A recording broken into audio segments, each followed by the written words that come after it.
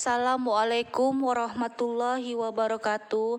Pada pertemuan virtual hari ini, Ibu akan membahas materi IPA. Mudah-mudahan dengan pertemuan yang singkat ini, anak-anak Ibu dapat menerima materi dengan jelas. Dan harapan Ibu, mari kita bersama-sama perbanyak doa dan perkuat ibadahnya. Semoga wabah penyakit cepat berlalu. Amin. Pada kesempatan kali ini kita akan membahas tema 1 yang berjudul Selamatkan Makhluk Hidup pada mata pelajaran IPA. Kalian bisa buka halaman 139 sampai 141 pada buku Prima PH dan buku tema Selamatkan Makhluk Hidup pada pembelajaran 1, 5, halaman 5, 6, dan 7 dan pembelajaran 3 halaman 33 dan 34. Selanjutnya, materi yang mau kita bahas adalah perkembangbiakan tumbuhan. Perkembangbiakan tumbuhan itu dibagi menjadi 2, yaitu 1. Perkembangbiakan secara generatif dan perkembangbiakan secara vegetatif. Ibu akan membahas dulu tentang perkembangan biakan secara generatif. Apa itu perkembangan biakan secara generatif? Adalah perkembangbiakan yang terjadi melalui peleburan sel kelamin jantan dan sel kelamin betina. Tumbuhan memiliki alat perkembangbiakan berupa bunga. Pada bunga umumnya terdapat benang sari dan putik. Sel kelamin jantan terdapat pada benang sari, sedangkan sel kelamin betina terdapat pada putik. Salah satu ciri makhluk hidup adalah dapat berkembang biak. Berkembang biak berarti menghasilkan keturunan. Tumbuhan juga salah satu makhluk hidup yang dapat berkembang biak. Salah satunya seperti yang kita pelajari pada saat ini, berkembang biak secara generatif. Kalian bisa perhatikan bagan proses perkembangbiakan generatif sebagai berikut. Diawali dari tumbuhan baru akan tumbuh menjadi tumbuhan dewasa, kemudian tumbuhan dewasa berbunga dan menghasilkan biji kembali. Setelah itu terjadi peristiwa penyerbukan, yaitu serbuk sari jatuh ke kepala putik. Selanjutnya terjadi pembuahan, yaitu serbuk sari atau disebut juga sel kelamin jantan melebur dengan sel telur atau disebut juga dengan sel kelamin betina. Kemudian terjadi pembuahan dan menghasilkan sigot. Sigot tumbuh menjadi embrio atau tunas tumbuhan di dalam biji. Sedangkan biji berada di dalam buah. Kemudian biji tersebut kemudian ditanam akan tumbuh menjadi tumbuhan baru. Itulah proses perkembangbiakan generatif. Selanjutnya yang Ibu akan bahas adalah penyerbukan.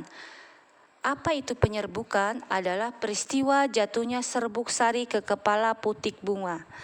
Berdasarkan asal serbuk sari dapat dibedakan menjadi 4, yaitu kalian bisa perhatikan pada layar berikut. Yang pertama, penyerbukan sendiri atau disebut dengan autogami. Artinya serbuk sari jatuh ke kepala putik pada bunga yang sama. Itu disebut dengan penyerbukan sendiri. Yang kedua yaitu penyerbukan tetangga atau disebut geotogami. Artinya serbuk sari jatuh di kepala putik pada bunga yang masih satu tumbuhan. Itu disebut dengan penyerbukan tetangga. Kemudian yang ketiga disebut dengan penyerbukan silang atau kata lainnya adalah alogami. Artinya, serbuk sari jatuh ke kepala putik pada bunga lain yang sejenis tetapi berbeda tumbuhan. Dan yang terakhir adalah disebut dengan penyerbukan bastar. Artinya, serbuk sari jatuh di kepala putik pada bunga yang berasal dari tumbuhan yang berbeda varietas. Ada juga penyerbukan yang terjadi karena bantuan perantara dari luar. Misalnya, penyerbukan dibantu oleh hewan seperti pada layar berikut, dibantu oleh lebah. Tumbuhan yang dapat dibantu oleh penyerbukan oleh hewan tersebut adalah bunga mawar dan bunga matahari. Ada juga penyerbukan dengan bantuan manusia. Contohnya adalah salak dan vanili. Ada juga penyerbukan yang dibantu oleh angin. Contoh tumbuhannya adalah jagung dan padi. Ada juga penyerbukan yang dibantu oleh air. Contohnya tumbuhan Hedrelia sp.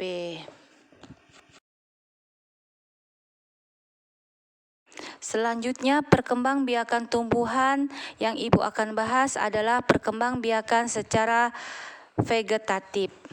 Artinya, perkembangbiakan secara vegetatif adalah cara perkembangbiakan yang melibatkan satu induk saja, atau perkembangbiakan secara vegetatif terjadi tanpa adanya peleburan antara sel kelamin jantan dan sel kelamin betina.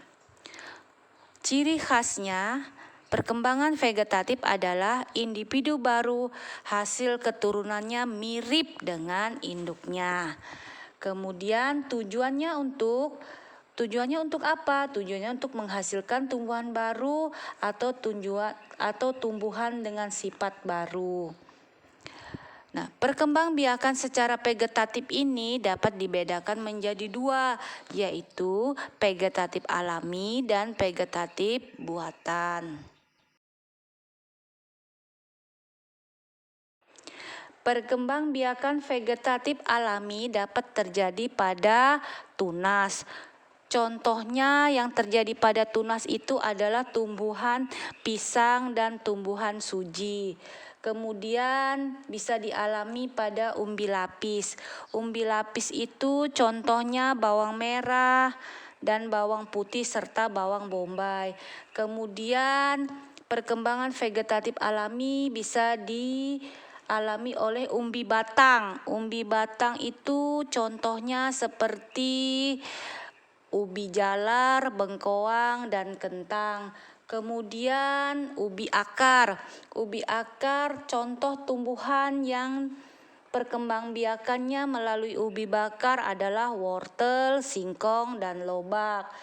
Kemudian yang keenam bisa akar tinggal. Akar tinggal itu contohnya seperti kunyit, jahe, dan lengkuas. Sedangkan yang terakhir dengan cara vegetatif alami, dengan cara perkembangbiakannya adalah dengan cara spora.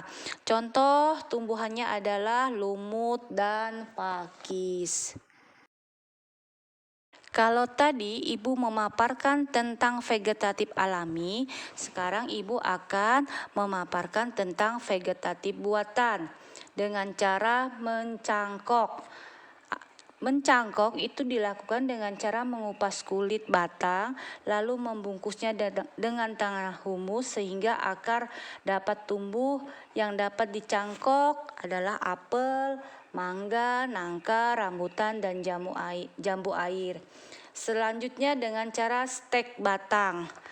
Bagaimana dengan cara stek batang? Adalah memotong bagian tumbuhan kemudian ditanam dan dapat tumbuh menjadi tumbuhan baru. Contohnya seperti singkong, mawar, soka, dan bunga sepatu. Kemudian dengan cara sambung. Dengan cara sambung yaitu dilakukan dengan cara menggabungkan dua batang yang sejenis, contohnya seperti tanaman mangga dan rambutan.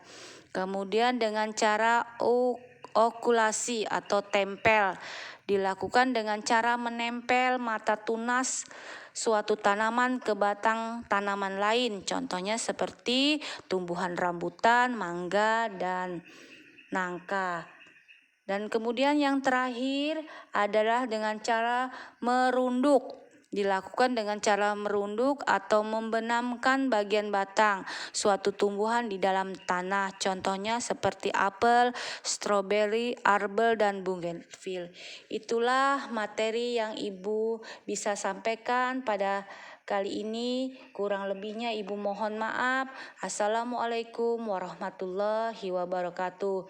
Kemudian nanti kita lanjutkan dengan tugas-tugas yang akan Ibu share lewat link Google Form.